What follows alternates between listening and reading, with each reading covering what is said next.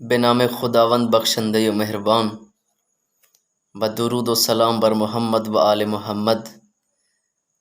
امروز بنده میخواستم در مورد ضرب المثل های ایرانی که خیلی هم مشهوره براتون بازگو کنم. ضرب المثل در زندگی ما خیلی اهمیت داره. میدونید که وقتی بزرگان ما میخواند که به ما یک چیزی بفهمونند و برای ما تنبیه بکنند، از ضرب المثل های کوچک و کوتاه و بزرگ استفاده میکنند، چون ضرب المثل مثل حدیثه، چون از احادیث و قرآن و اینا گرفته شده. حالا چند تا من اینجا نوشتم، میخوام براتون بازگو کنم، تجزیه کنیم. اول میگه که آرزو بر جوانان عیب نیست، یعنی آرزو کردن بر جوانان عیب نیست، چون هر جوانی آرزو داره، چه زن چه مرد، هر دوتا چه دختر باشه چه پسر باشه، هر دوتا آرزو دارن، آرزوهای مختلف، و بر جوانان آرزو کردن عیب نیست.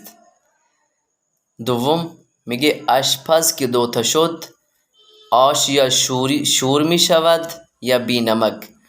آشپز وقتی هر جایی که دو تا اون آقایی یا اون خانومی که دو تا باشن و دو تا حکم صادر بکنن، اونجا دیگه کاری نمیشه کرد. چرا؟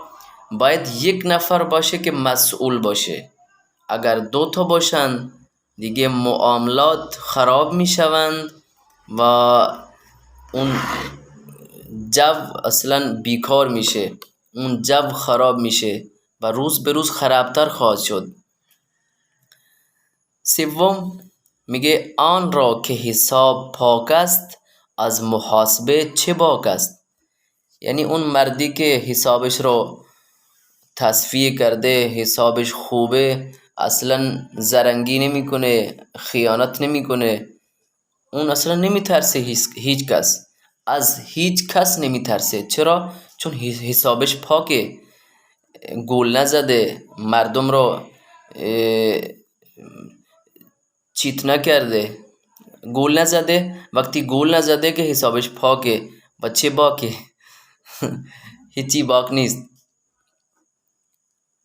چهارم آن را که عیان است، چه حاجت به بیان است. وقتی مطلب واضح و صاف هست دیگه حاجتی نداریم که اونو بیان کنیم، تجزیه کنیم، تحلیل کنیم. نمیشه تحلیل کرد، نمیشه تجزیه کرد. چرا؟ برای اینکه واضح هست برایمون، اون مطلب برایمون واضح هست، اون قصه ای، اون داستانی برایمون واضح هست. برای چی حاجت به بیان است؟ حالا این 4 تا ضرب المثل داشتم میخواستم براتون بازگو کنم. انشالله که موفق باشید، سلامت باشید و برایمون هم دعا بفرمایید.